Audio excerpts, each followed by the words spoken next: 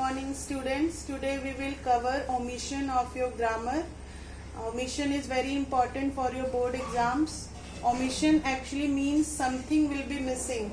As you all can see, we have taken this paragraph, and at the end of each line there are alphabets A, B, C, D, E, which means there will be one missing word in these lines. So omission means something will be missing. So basically the grammar rule says that conjunctions, prepositions and articles will be missing. Sometimes tenses may also be missing in these lines. You can see at the last line of this paragraph there is no alphabet. It means there is no missing word in this sentence. It is complete in itself. So now you all have done this kind of exercises in class 9 also, but we will revise it once again in class 10. So the first line says, every year many people visit temple.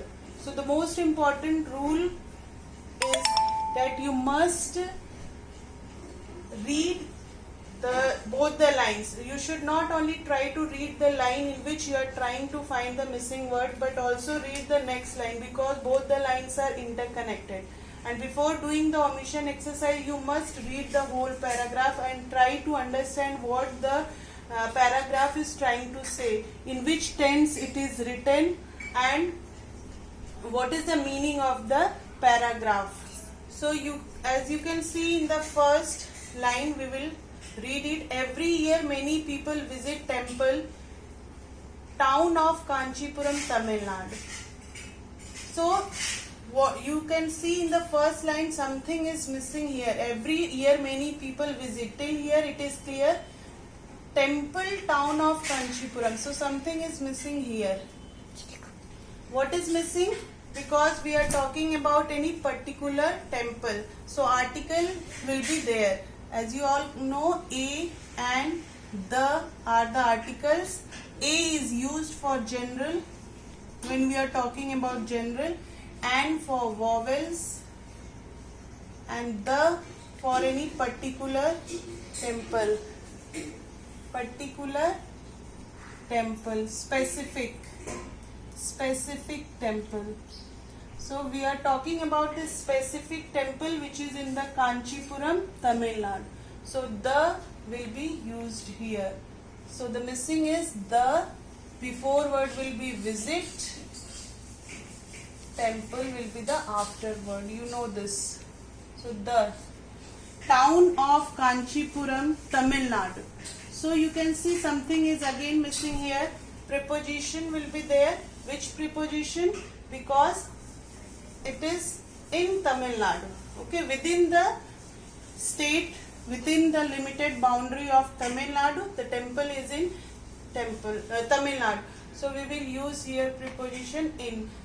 So missing is in, before word is Kanchipuram and after word is Tamil Nadu. You can write it. Pilgrims have going there in large numbers many centuries. So pilgrims have going there. So you can find that here we are not getting the perfect sense. Pilgrims have, whenever we are using have, perfect tense, that also in continuous, has, have or had.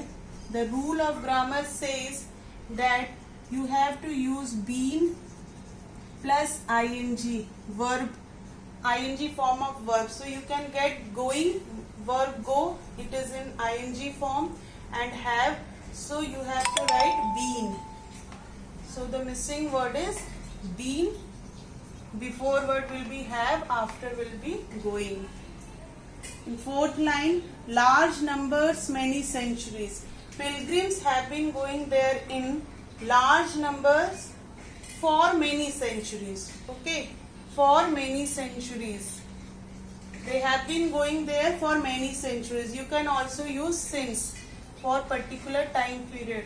For last many centuries, pilgrims have been going there, or since many. Both are correct. So you will be given mark for both, either of you are whichever you are writing. Large numbers for many centuries or since many centuries. Because they won't see the Here again you can see it is not making any sense, because they want see what you can find that something is here missing. Whenever we use see, we use to. I want to see the movie, I want to see the game. So because they want to, so missing word is to, before word will be want, after see.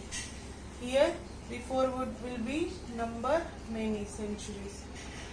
Because they want to see the splendid architectures of the temple. There is no error. Okay, thank you.